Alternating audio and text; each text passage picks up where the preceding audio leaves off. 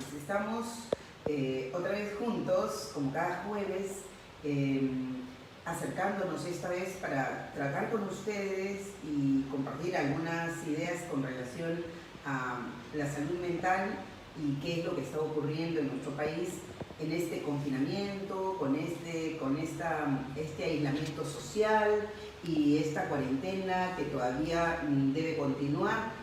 Y frente a las circunstancias difíciles que estamos enfrentando, tal vez nos sintamos un poco más preocupados, con incertidumbre. Y por eso es que saludo a cada uno de ustedes, los que ya se van conectando, a todos los que siempre nos acompañan cada jueves. Por favor, no se olviden de darle like a mi página, por supuesto a la página de CIDIS, desde donde estamos transmitiendo este programa cada jueves, para que nos permitan entonces comunicarnos y estar conectados y por supuesto en una relación que permanentemente exista este intercambio. Les pido entonces que le den like a la página, que le den like a la página de CIDIS y a nuestra página, por supuesto, para estar siempre conectados. Muy bien, el tema de hoy tiene que ver con quién protege la salud mental en nuestro país. ¿Qué cosa es la salud mental? ¿Nos preocuparía la salud mental? ¿Nos debe preocupar la salud mental? ¿Está relacionada de alguna manera con el problema que vivimos? ¿Tiene alguna importancia para los seres humanos y para los peruanos en particular esta circunstancia que enfrentamos ahora, enfocándonos en el tema de la salud mental? Pues sí.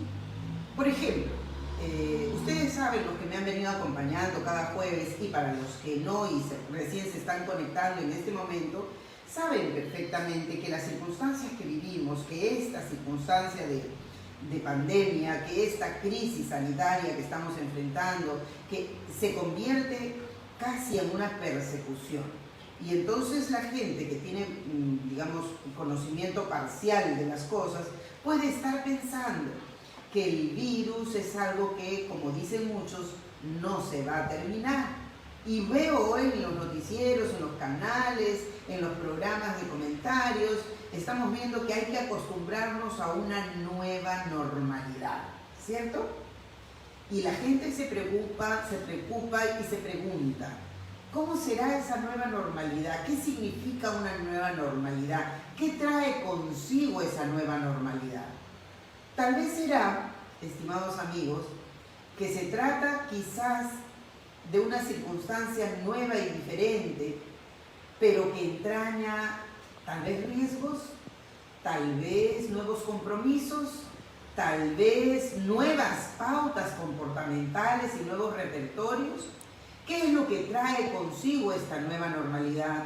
¿Y en qué forma todos los acontecimientos que vivimos en este momento, dentro de esta crisis sanitaria, en el confinamiento, en esta cuarentena, en este aislamiento social, en este evitar el contacto y la cercanía con los demás seres humanos, cómo puede estar afectándonos? Yo quiero llamar su atención en este punto en particular, estimados amigos, para referirnos a un aspecto: el miedo. El miedo y la sensación de peligro, ¿cierto?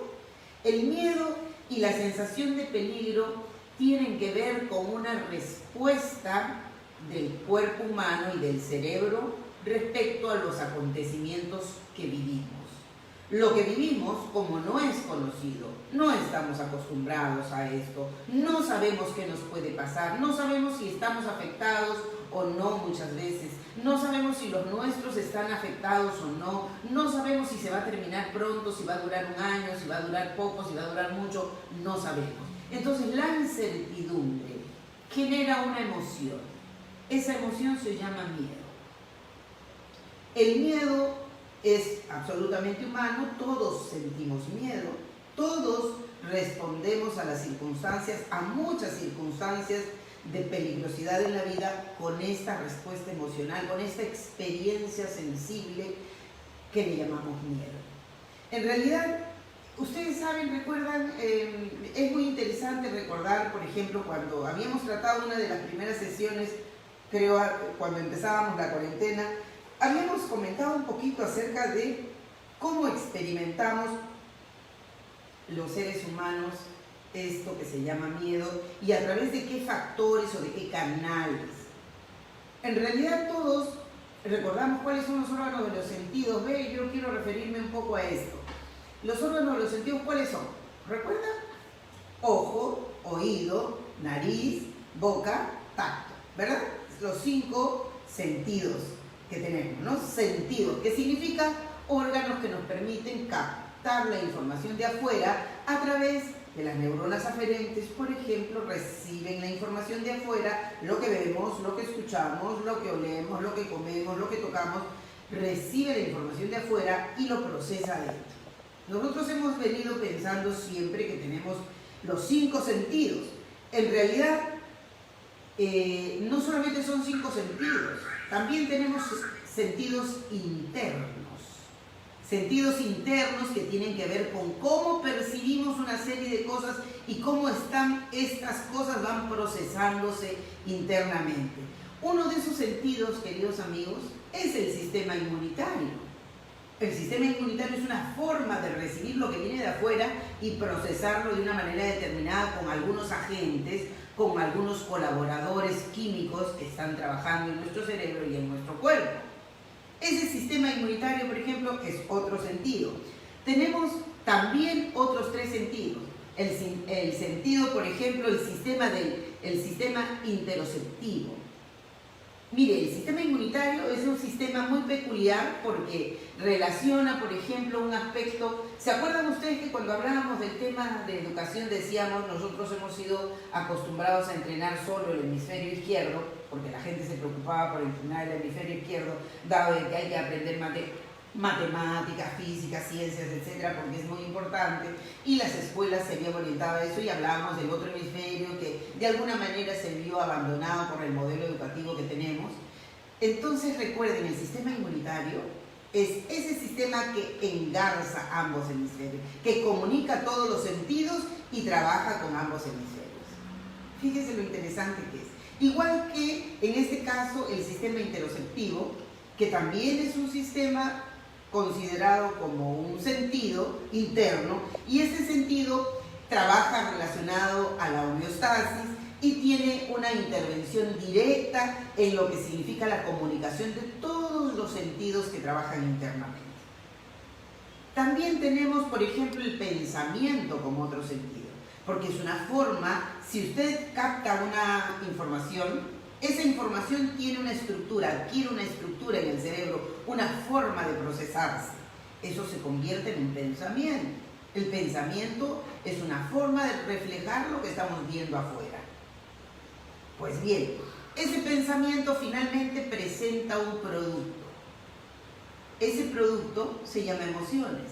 También es un sentido, porque la emoción es una manera de capturar lo que hemos recogido, lo que venimos recogiendo de afuera. Entonces tenemos en realidad 9 sentidos. Ojo, oído, nariz, boca, tacto, sistema inmunitario, sistema interoceptivo, pensamiento y emociones. Ahora, el pensamiento captura lo que viene de afuera y lo procesa de una manera determinada y lo convierte en ideas. Las emociones, mis queridos amigos, tienen que ver con qué cosa está pasando. ¿Qué está pasando? ¿Qué está pasando? Me doy cuenta, me percato del peligro, estoy dándome cuenta de la circunstancia de peligro que está ocurriendo. Entonces, por eso decimos, es también un sentido. Fíjense, obviamente, nosotros tenemos que recordar que en la estructura de nuestro cerebro, ustedes deben recordar porque me he referido a eso en varias ocasiones, tenemos la amígdala cerebral. ¿Recuerda usted? La amígdala cerebral que trabaja en esta estructura que le llamamos el sistema límbico. Esta amígdala cerebral responde con emociones. Es la rudimentaria, la que actúa. Si algo tiene miedo, pues a veces se prepara para enfrentar el miedo o se prepara para atacar y defenderse. La amígdala cerebral. Y recuerdan ustedes que yo les decía, si la amígdala cerebral no tuviera un aliado muy importante, ¿cuál es ese aliado importante que hace que la amígdala cerebral finalmente no responda indebidamente y magnifique las cosas y de repente las termine complicando? ¿Qué hace que esa amígdala cerebral sea frenada y no se permita esta respuesta disruptiva de la amígdala cerebral que a veces puede ocurrir? ¿Quién es? ¿Se acuerdan ustedes? La corteza prefrontal. Es como que ejerce una influencia importante y le imprime un freno. Todos estos son detalles que quiero que tomen en cuenta para que concluyamos después qué tiene que ver con la salud mental, todas estas cosas. Bien, entonces ya sabemos más o menos cómo está esta arquitectura del miedo, cómo ocurre el miedo y gracias a qué herramientas, de qué estructuras se vale el miedo para meterse en nuestro cerebro y en nuestro cuerpo. Muy bien, si entonces algo de lo que está pasando afuera lo he capturado, mi cuerpo lo ha percibido, mi cerebro lo ha procesado, esto se va a convertir en miedo. Muy bien, el miedo entonces, ¿qué produce? Produce esto, inflamación. Una inflamación de una serie de estructuras internas. Esa inflamación, queridos amigos, va a tener como correlato no solo una respuesta deficitaria en el sistema inmunitario, sino por supuesto va a favorecer la presencia probablemente de algunas estructuras inflamatorias en nuestro cuerpo que pueden colaborar incluso con enfermedades patógenas o con algún tipo de patología del sistema inmunitario o del sistema inmune. Entonces, vamos a acordarnos a ver de esto que se llama miedo. El miedo produce esta inflamación y por lo tanto el debilitamiento del sistema inmunitario. ¿Qué pasa cuando una experiencia se vuelve a repetir? El miedo puede ocurrir incluso, es importante que esta sensación, recuerde usted esta sensación de peligro, de riesgo que me impulsa al miedo, tiene que ver, por ejemplo, con mi imaginación. Yo puedo imaginarme que ya estoy contaminado porque el vecino está contaminado, porque el vecino que acaba de pasar enfermo se lo han llevado en la ambulancia, entonces ya me contaminó. Yo debo comentarle a modo de experiencia, hace un par de días me llamaba una persona para decirme qué hago porque acaba de pasar mi vecino que se lo han llevado muerto por el COVID y entonces y estamos llamando desesperadamente para que vengan a fumigar porque nadie quiere salir de sus casas hasta que la gente, los de la municipalidad o alguien vengan a fumigar. Y entonces se dan cuenta que a veces el tema del miedo hace que en el fondo actuemos sin pensarlo mucho. Obviamente el hombre murió en su casa, estuvo más de 30 días en su casa encerrado y el problema del respiratorio y murió y no tenía por qué la comunidad de los vecinos. Esta persona que me llamó creo que vivía 7 u 8 casas más allá, pero estaba tan tenso y tan preocupado y tan temeroso del peligro que estaban encerrados todos en esa calle y exigiendo a gritos que vayan a fumigar porque obviamente no querían ponerse en peligro. Entonces, ¿qué es lo que hace que sientan miedo? Esto que ocurre en su cabeza, la imaginación que les produce una emoción y un pensamiento, y si eso se convierte, escúchenme, si eso se convierte en constante y reiterativo y frecuente y se repite muchas veces, entonces eso puede colocar a las personas en un nivel de fragilidad que hasta el punto de desarrollar incluso patologías relacionadas al sistema inmunitario. Por lo tanto, en esa repetición la inflamación de ciertas estructuras va a ocurrir. ¿Eso qué quiere decir? ¿Que la crisis sanitaria debe ser enfrentada con miedo? ¿Que el miedo acaso no es un agravante en la situación sanitaria en la que nos encontramos? Sí, el miedo es un aliado del COVID. Entonces, necesitamos que el miedo sea considerado para ser atendido, abordado, resuelto junto con las personas y pueda ser enfrentado. Entonces, ya sabemos, el miedo y hay un agravante sobre el sistema inmune y una debilitación del sistema inmune. Yo quería También referirme a otro aspecto relacionado con nuestro cerebro, con nuestra estructura valiosísima, con ese brillante cerebro que tenemos, que es absolutamente generoso y perfecto. Fíjense, siempre me ha sorprendido a mí cómo este cerebro humano perfecto que forma parte del diseño se refiere a una estructura muy importante que todos tenemos, que se llama la barrera hematoencefálica. Usted sabe que todos tenemos una especie de estructura que tiene unas membranas, que sirve para separar la circulación sanguínea del líquido cefalorraquídeo. Esta membrana, ¿cuál es su tarea? Impedir que la sangre tóxica que ha estado en nuestro cuerpo llegue al cerebro y lo intoxique. Su trabajo tiene que ver ¿con qué? Tiene que ver con regular el intercambio de sustancias que van a ocurrir en el cerebro, y por lo tanto esta barrera ejerce un paso selectivo, es decir, paso selectivo, ¿sí? Lucho Jiménez dice buenas tardes. Muy buenas tardes, Lucho.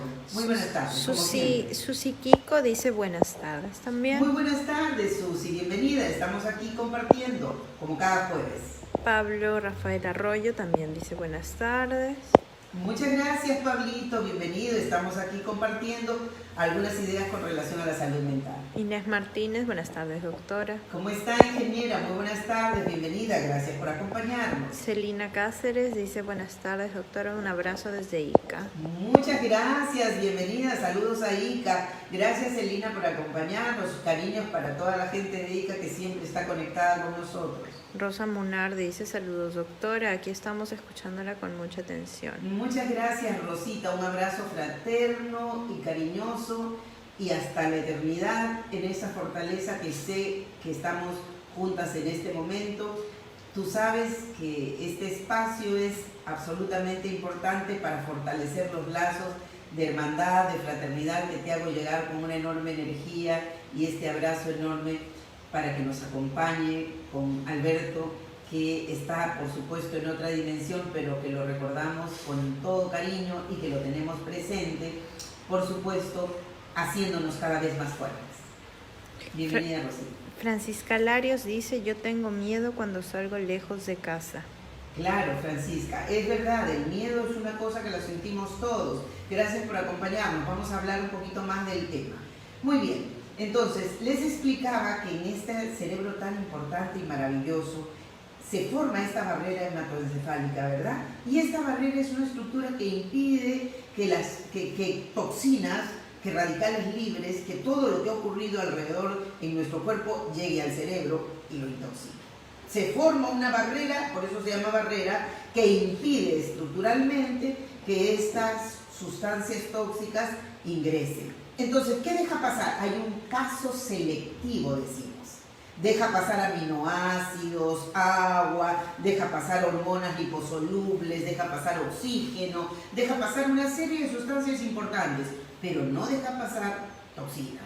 Muy bien, este es el primer elemento de la barrera hematoencefálica. El otro elemento para el que sirve tiene una característica que se llama impermeabilidad, que quiere decir que esta barrera impide la permeabilidad para otras sustancias tóxicas. Esta es la segunda característica importante que debemos tener en cuenta de esta barrera hematoencefálica.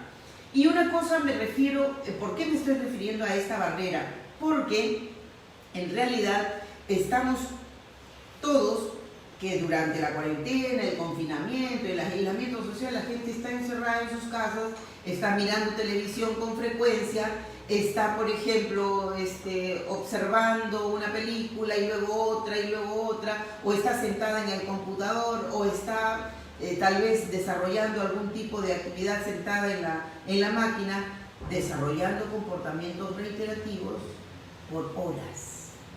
Ojo, esto es muy importante que ustedes tomen en cuenta, queridos amigos, este aspecto. Esta barrera hematoencefálica se afecta gravemente después de una hora cronológica de usar el teléfono móvil, por ejemplo. Si usted está con el celular durante una hora continua, deje por favor allí, pare y haga otra cosa y luego regrese. Nunca más de una hora continua en el celular, ni en llamadas telefónicas, ni en ningún tipo de hechos semejantes, porque afectaríamos la impermeabilidad de la barrera hematoencefálica. Una vez que se fragiliza esa barrera, ¿qué cree que va a pasar? ¿Qué cree que va a pasar? Que va a entrar toxinas, radicales libres. Ingresará, por ejemplo, una serie de sustancias peligrosas que van a hacer que nuestro cerebro termine intoxicado. Entonces, ojo por favor con esta presencia peligrosa de esta práctica frente al computador o al teléfono celular de una manera permanente durante una hora, más de una hora cronológica. Mucho cuidado, puede usted continuar en la pantalla, en el televisor, pero detenga después de 60 minutos, tómese un tiempo, 10 minutos, 15 minutos y luego puede volver a retomar, pero no puede continuar porque se afectaría la permeabilidad, esta impermeabilidad importante de la barrera hematoencefálica a la que me estoy refiriendo. Muy bien, fíjense cuán importante es este aspecto que quiero relacionarlo con una situación que tiene que ver con trabajar de manera saludable una sustancia, un neuroquímico, un neurotransmisor que se llama serotonina. Lo hemos referido en otras ocasiones. ¿Qué es la serotonina? Es una sustancia que permite la regulación, la estabilidad del sistema inmunitario. Contribuye con el sistema inmunitario. Pero, estimados amigos, la serotonina tiene un precursor. ¿Quién es ese precursor? El precursor que trabaja vinculado a la rama del parasimpático. ¿Recuerdan ustedes que en sesiones pasadas había yo hablado de las moléculas de las emociones y me había referido a la rama del simpático y a la rama del parasimpático? Bien, en la rama del parasimpático encontramos al triptófano como un precursor de la serotonina. Es decir, antes de que aparezca la serotonina, aparece esta sustancia que se llama triptófano y que cumple un papel muy importante porque participa junto con la colina, con la glicina, de sustancias que van a trabajar en relación con la acetilcolina, con la hormona GABA, con lo que llamamos el ácido gamma-aminobutírico. Y esta sustancia llamada triptófano, que colabora con la serotonina y logra que la serotonina tenga esa estabilidad para trabajar en la regulación del sistema inmunitario y por lo tanto colabore. Si usted está infectado, si usted tiene que tomar la medicina y la serotonina está en buen nivel, entonces juntos hacen la tarea para enfrentar el problema. Pero si usted está tomando la medicina y la serotonina está muy disminuida y no tiene la ayuda para enfrentar el problema va a demorar en recuperarse, en resolverse y probablemente no se resuelva. Entonces necesitamos que la serotonina esté en su lugar. Muy bien, y aquí quiero hacer un espacio importante para que usted recuerde. ¿Usted sabe cuántos cerebros tenemos? A ver, ¿ha escuchado alguna vez a alguien decir, tenemos más de un cerebro? Yo le voy a contar algo. En realidad la gente piensa, ¿sí? Jenny Flor Pinedo dice, buenas tardes, bella doctora. Hola Jenny, gracias por estar aquí. Qué bueno, bienvenida Jenny. Edith Nadiesta Condo dice, buenas tardes doctora, escuchando atentamente todos sus consejos. Muchas gracias, bienvenida Nadia. Abigail Cisterna dice, excelente exposición doctora Victoria. Hola mi querida amiga, un abrazo. Abigail, una especialista también en línea. Francisco Javier Gutiérrez dice, siempre interesante cada conferencia tuya, Vicky, millones éxitos más. Muchas gracias, bienvenido Javier, un especialista también en línea. Willy Salinas Yancunta dice, saludos desde Suecia, doctora Victoria. Muchas gracias, bienvenido a este espacio, mi querido Willy. Saludos por Suecia, estamos muy contentos de compartir este espacio. Muy bien, entonces les preguntaba yo si es que recuerdan ustedes alguna vez la mención a 3 cerebros. Muy bien, todos sabemos que tenemos un cerebro acá debajo de la cavidad craneana. Muy bien, este es un cerebro. Y ya está, este es un cerebro que trabaja con el sistema nervioso central y tiene sus niveles de respuesta y su trabajo. Pero tenemos otro, mi estimado amigo, y ese otro es el sistema digestivo. Y todos están relacionados con esto que se llama serotonina, que les acabo de señalar como una sustancia importante para trabajar el sistema inmunitario. Fíjense, el segundo cerebro, decimos, está en el sistema digestivo. El sistema digestivo tiene una gravitante y participación en la producción de serotonina. Y el tercer cerebro es el que está ubicado en la piel.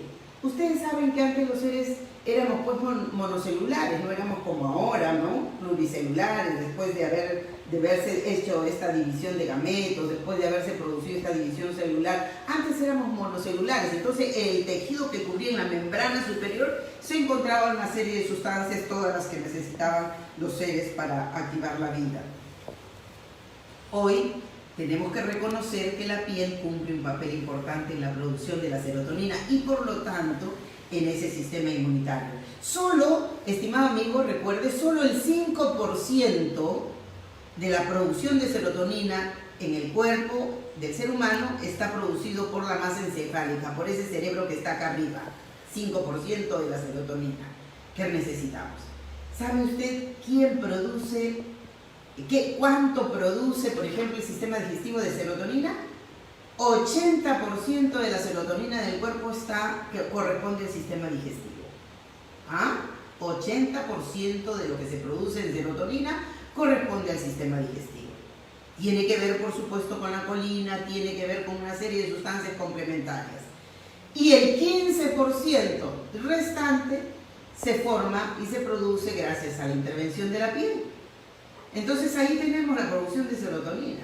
Decimos, hay una comunicación muy estrecha entre el segundo cerebro y el primer cerebro. Cada vez que hay una comunicación entre ellos, de 10, digamos, comunicaciones que hay entre el cerebro 1 y el cerebro 2, le cuento, 9 de ellos emanan del sistema digestivo. Este le pasa la voz a este de acá arriba y le dice, oye, no me gusta esto, oye, me molesta el otro, oye, me produce indigestión esto, le pasa la voz a él. Y este le contesta una sola vez. Serotonina activa y hay una comunicación. Por eso es que cuando hay miedo, hay alteración gástrica. ¿Usted no ha escuchado hablar de los muchachos que cuando van a dar el examen, muchos se les afloja el estómago? O les llama al baño a cada rato, voy a orinar, porque tienen un miedo pavoroso y el sistema digestivo siente, experimenta. Recuerdan que les dije que el sistema interoceptivo, que las emociones y el pensamiento también son sentidos. Entonces, al percibir eso, el estudiante entra en complicaciones y por lo tanto el sistema digestivo es el primer afectado. ¿Han escuchado hablar ustedes de esta frasecita que dice, no, es que la señora tiene colon irritable? ¿Han escuchado hablar? Bueno, pues colon irritable, ¿a qué se refiere?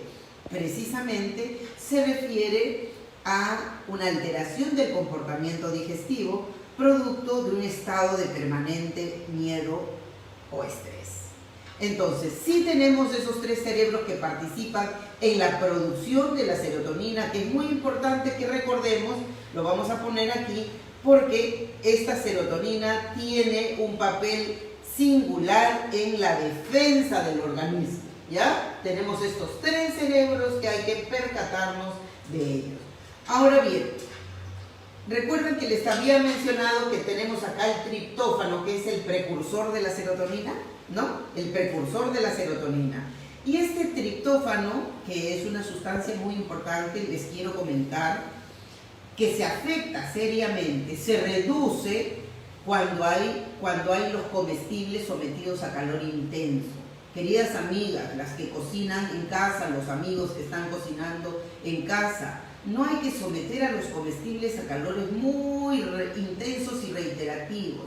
Es decir, por ejemplo, las parrilladas, las barbacoas que se hacen donde se pone la carne y se hace al máximo fuego, eso hace que se reduzca el triptófano y por lo tanto se afecte la calidad de la producción de las serotoninas en el cuerpo y los necesitamos.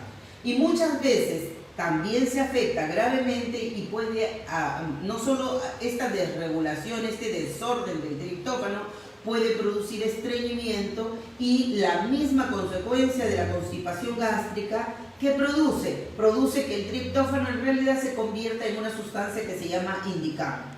Y entonces la serotonina se queda en bolero porque no tiene las ayudas que necesita tener y por lo tanto el sistema inmunitario también podría verse afectado. Entonces, la recomendación, mis queridos amigos y amigas, es que no se cocine hasta el extremo. Por favor, las amas de casa, las amigas que están cocinando, los amigos que cocinan, no preparen las verduras hasta que se desaparezca. He escuchado muchas veces a algunas mujeres que dicen, no, es que yo lo tengo que cocinar bien para que se deshaga la verdura porque mi hijo no come verdura.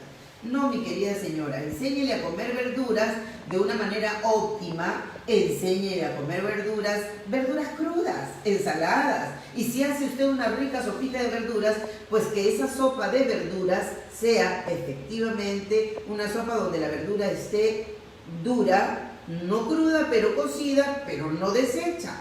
Entonces colaboraría mucho más con la nutrición y colaboraría con todos estos aspectos que les estoy mencionando.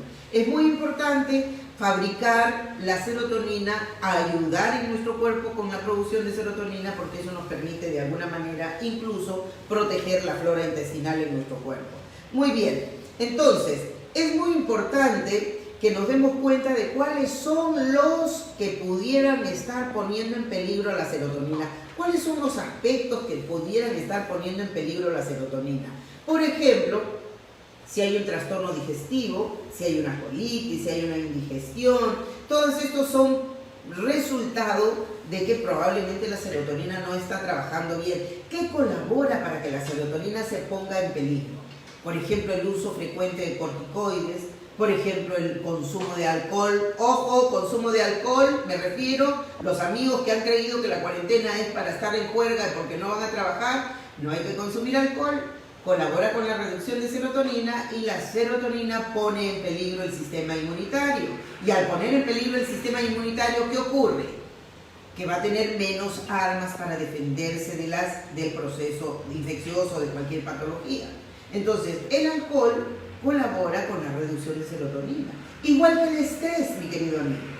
El estrés, los niveles altos de ansiedad y angustia colaboran con esta presencia, digamos, pequeña de serotonina que necesitamos al perder fácilmente el nivel de magnesio que tiene el cuerpo. El nivel de magnesio se pierde, la serotonina pierde calidad y ocurre una serie de estructuras inflamatorias internas. Entonces, tenemos que cuidar la serotonina como una aliada muy importante. Tenemos que hacerlo, mi querida amiga. Cuidar la serotonina nos ayuda mucho y colabora con lo que necesitamos para conservar un sistema inmunitario fuerte. Por eso es que los médicos nos dicen ahora, las personas con enfermedades preexistentes, las personas con obesidad, las personas con problemas de glucosa, de insulina, de diabetes, están en peligro. Están en peligro porque este aliado importante no se encuentra en las mejores condiciones en nuestro cuerpo. Acuérdese que hay una relación homeostásica entre nuestro cuerpo, nuestra estructura física y la mente. Las emociones cumplen un papel importante. El miedo va a afectar gravemente el sistema de salud en nuestro cuerpo y por lo tanto vamos a estar afectados seriamente en relación con la capacidad defensiva que debemos tener. Y entonces, llegando a este punto, queridos amigos, ¿qué podemos hacer notar con respecto a la salud mental? Sí, lo habíamos dicho en ocasiones muchas anteriores a este problema de la crisis sanitaria en el Perú. Hemos dicho que el Perú se encuentra con una salud mental en emergencia. Lo hemos dicho en reiteradas ocasiones. ¿A qué nos hemos referido?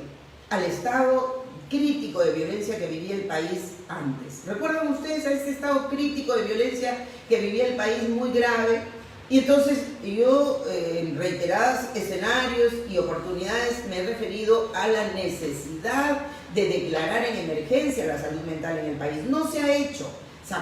Se sacó una ley, se aprobó una ley, la 30947, que es la ley de salud mental, con omisiones graves con relación al tratamiento, rehabilitación y diagnóstico de las personas involucradas en algún problema del orden de la salud mental, que consideramos que no es una herramienta valiosa para trabajar el problema de la salud mental en estas condiciones de gravedad. Ahora, en la situación de crisis, alguien se ocupa de resolver el miedo de la población?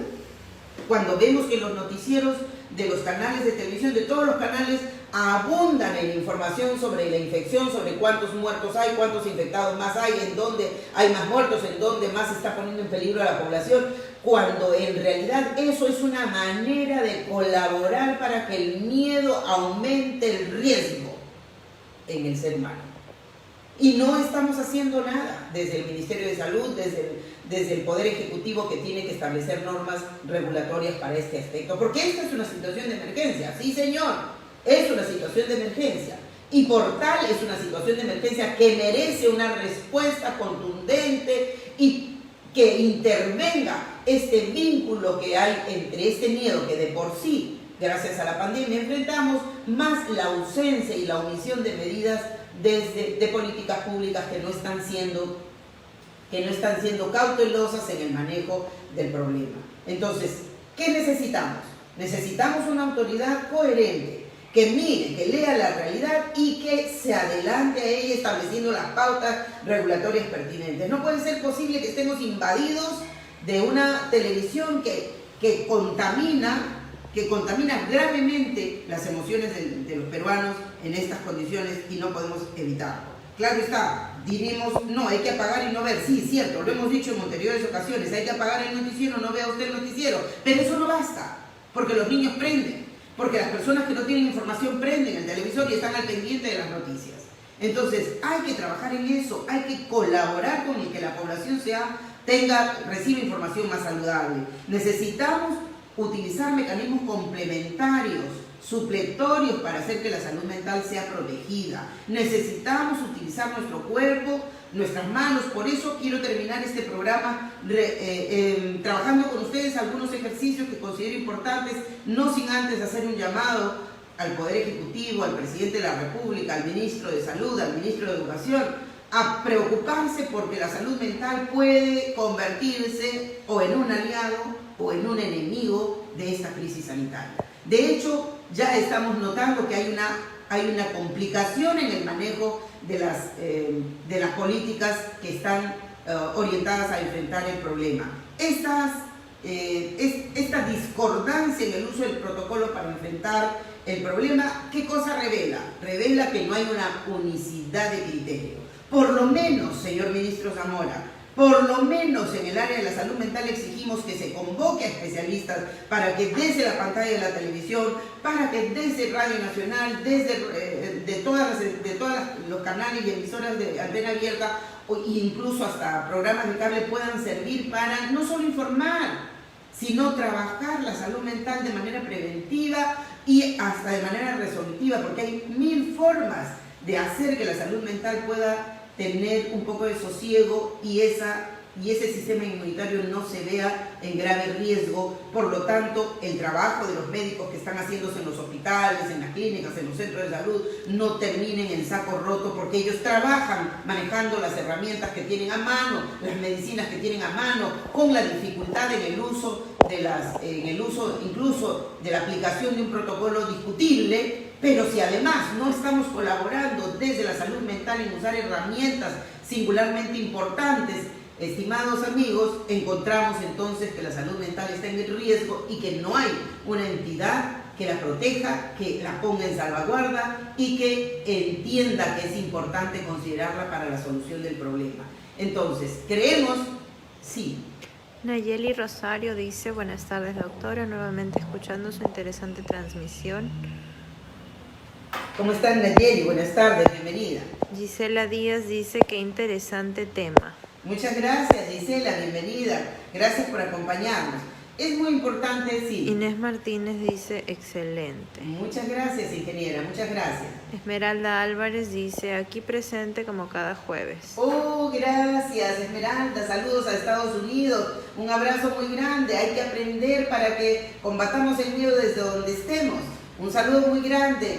todo mi cariño para Estados Unidos y los amigos que siempre nos siguen ahí atrás de la pantalla. Lucho Jiménez dice, por favor dar like a la página de CIDIS para recibir las notificaciones cuando transmitimos en vivo y suscríbanse a nuestro canal de YouTube. Muy bien, muchas gracias. Hay que darle like a la página de CIDIS, no se olvide. Y los que están ingresando, sería muy bueno que nos dejen sus correos para enviarle comunicaciones, materiales, informaciones y mantenernos comunicados. Déjennos si pueden, por favor, sus correos allí y estaremos en comunicación permanente. Sí. Patricia Janet dice, buenas tardes doctora, ¿puede el miedo producir los síntomas de COVID sin estar infectado? A ver, efectivamente, muy buena pregunta. El miedo, hemos dicho hace un momento que el miedo puede alertar a la imaginación. Podemos imaginarnos una serie de cosas, incluso que estamos afectados. Una pequeña tosecita puede parecernos una tos grave. Podemos sentir incluso que no respiramos producto del miedo. Efectivamente, la imaginación puede colocarnos en una situación de mayor miedo y de mayor riesgo y puede parecernos que estamos infectados. No quiere decir que la infección ocurra por causa del miedo.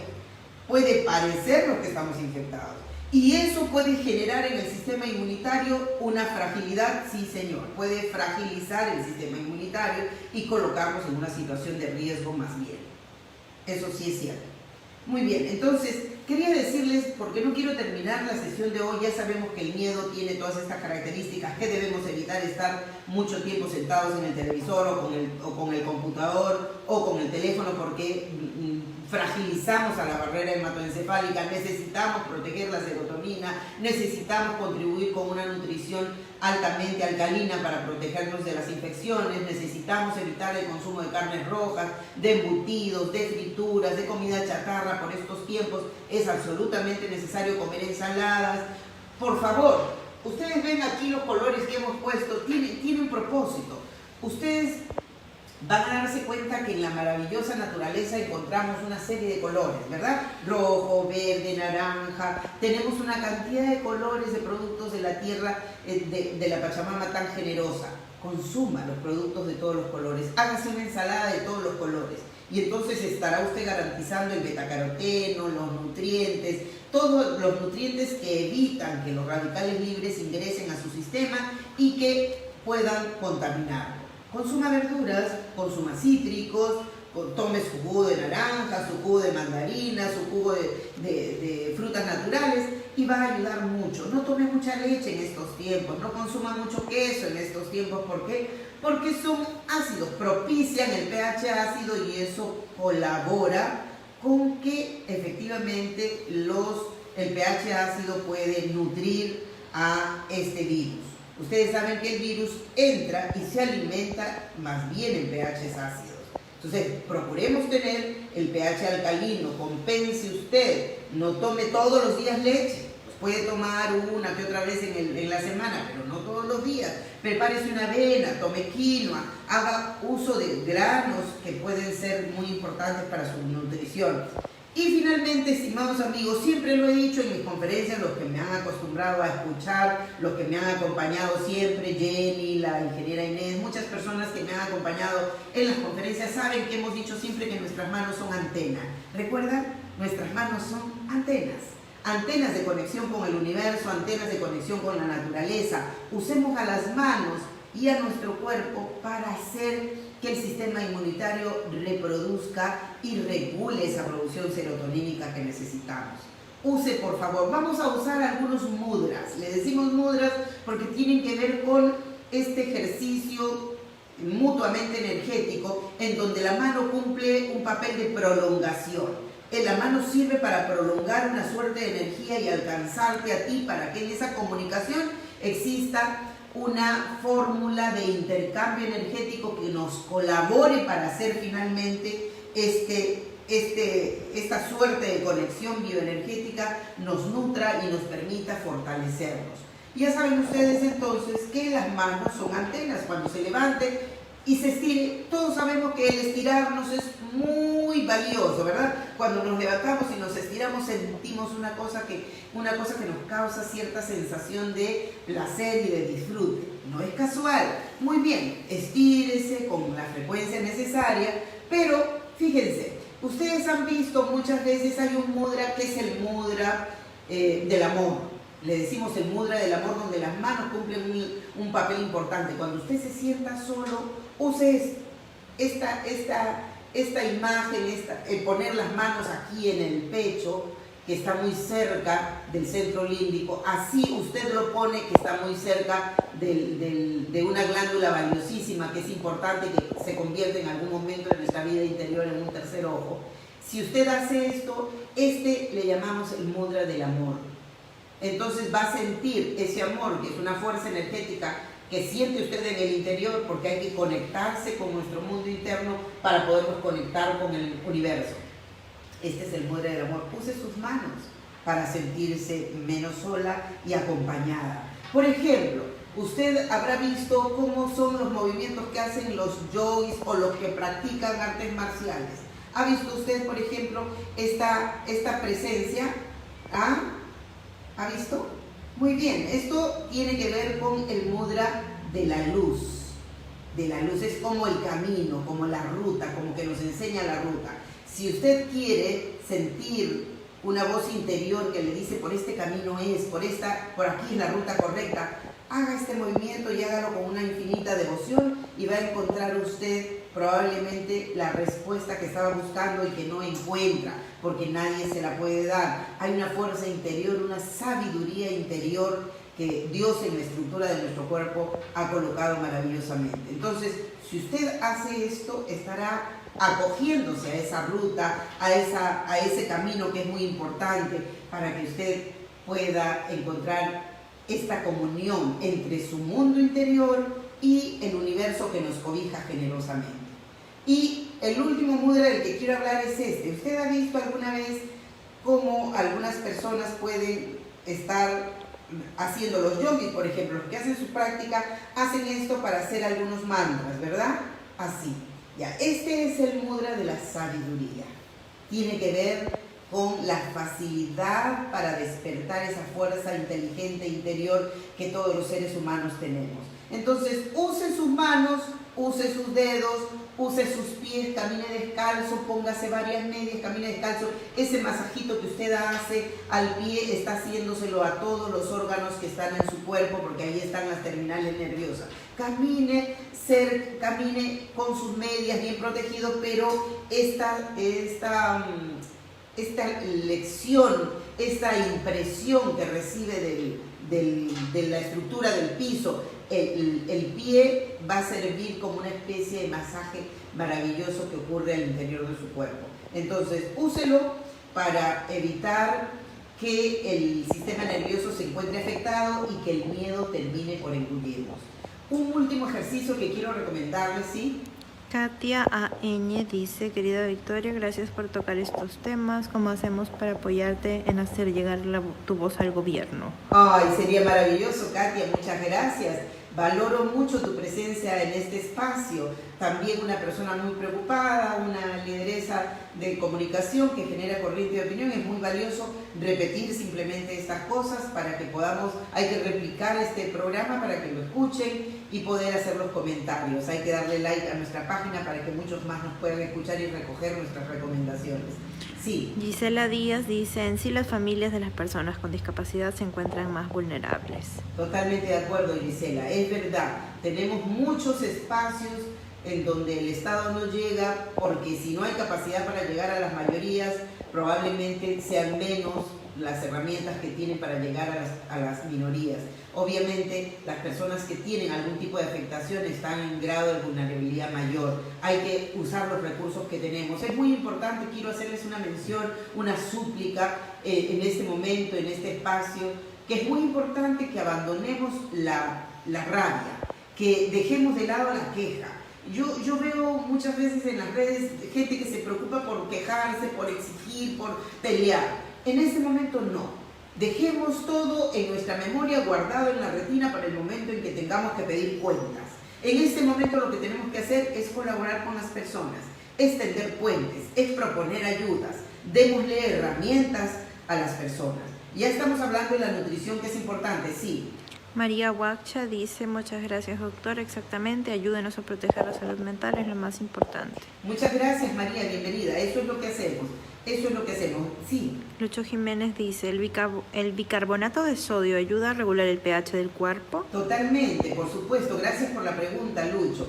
Ciertamente, una recomendación que le hacemos a todas las personas para tomar en ayunas es consumir en un poco más de medio vaso de agua tibia con un limón, darle 1/3 de la cucharadita de bicarbonato de sodio.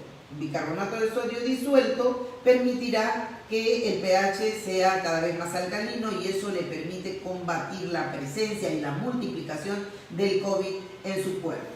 Entonces colabora mucho. Y en las noches, para las personas que pueden tener un poquito más de vulnerabilidad en el plano emocional, en las noches puede tomar cloruro de magnesio. Si no tiene cloruro de magnesio disuelto, puede usted tomar el magnesol, que es muy conocido en las farmacias, o puede tomar, hay un frasco de pastillas efervescentes de naranja que se llaman Vigactiv. También funciona, tiene menos magnesio, pero también funciona. En las noches puede usted tomar, sí. Melia Larcón dice, felicitaciones colega. Muy bien, una especialista también en línea. Muchas gracias Amelia por tu compañía. Sí. Ya está. Sí, a ver, necesitamos tomar en cuenta lo importante que es finalmente. Quiero que recuerden, por ejemplo, que hay una serie de cosas que se pueden tomar también. Pueden tomar usted manzanilla, puede tomar pimpinela, puede tomar hinojo. Si usted lo mezcla, va a tener una sustancia que va a ayudar mucho a conservar la calma. La manzanilla es una gran ayuda. Tome usted, no se olvide de tomar sus sopitas de quión, sopas de harto quión, que van a colaborar mucho con fortalecer los alvéolos respiratorios. No se olvide de copiar y practicar los neurotips que están publicados, que sirven para fortalecer el meridiano de los pulmones. No se olvide de utilizar los mudras que le acabo de enseñar. Por favor, no fume. El fumar trae consigo metales pesados muy graves. Si usted fuma, lo que va a hacer es colaborar metiendo a su cuerpo metales pesados, con lo que trae cadmio, trae arsénico, trae beridio, y todo eso es altamente tóxico. No colabore con su enfermedad, no fume, no beba alcohol en este tiempo, no colabora. No se olvide de practicar estos ejercicios. Acuérdese de tocar cada nudo, cada coyuntura, 1, 2, 3, empiece por el pulgar, 1, 2, 3, 4, 5, 1, 2, 3, 4, 5, cada coyuntura, tóquelo mientras está usted mirando la televisión o mientras está conversando. Utilice este mudra, esta forma de colocar los dedos, los 10 dedos aquí centrados, totalmente conectados. Este mudra es un mudra de rehabilitación del sistema inmunitario. Sirve para comunicar ambos hemisferios cerebrales. Ponga las manos así y haga su oración del día. Eso hará que los dos hemisferios trabajen y todo el sistema energético empiece a trabajar. Respire lento y profundo. Haga varias respiraciones al día. Por favor, no olvide las recomendaciones que le hemos dado. Tome sus nutrientes, fortalézcase, evite estar en contacto con los noticieros, bájele a la pelea. No hay necesidad de estar entrampar en relaciones tóxicas con las personas, con los vecinos, o menos todavía haciendo rabietas por el chat, por favor. El sistema inmunitario, por ahora, guardémoslo para cuando sea necesario. Queremos decirle al presidente de la República y al ministro de Salud: es importante establecer pautas puntuales para la defensa de la salud mental. Es sumamente importante las pautas puntuales. Necesitamos que se le diga a la población el ABC de lo que debe hacer para proteger su salud mental. Necesitamos parar con los exámenes en las escuelas que hacen que la salud mental se quiebre para los padres de familia, los estudiantes y los maestros que están ya bastante estresados. Necesitamos que se pare con las exigencias en las universidades con los estudiantes que están enfrentados a situaciones de alto riesgo. Necesitamos que se le enseñe a las madres de familia que están en sus casas, en cuarentena, que se les diga qué cosas tienen que hacer para evitar esta complicación mayor. Si no lo hacemos, la salud mental está poniéndose en peligro y será un aliado para el problema sanitario.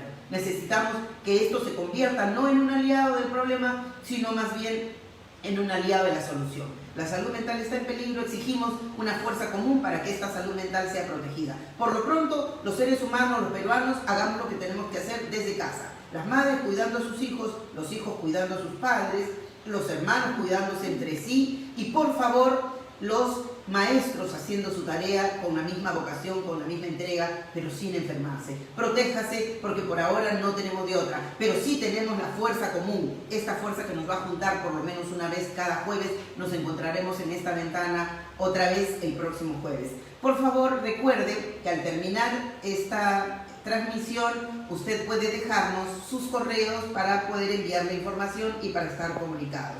El próximo jueves les anuncio que tendremos algunas entrevistas para recoger testimonios valiosos del entorno que estamos viviendo, para mirar cómo es que las cosas se van dando y cómo podemos ir solucionando. Vamos a tener algunas entrevistas interesantes, los convoco para que nos continúen acompañando el próximo jueves. Muchas gracias, queridos amigos, por acompañarnos en esta tarde y estoy segura que todo lo que hemos conversado hoy les será de amplia utilidad. Muchas gracias a todos y los espero el próximo jueves.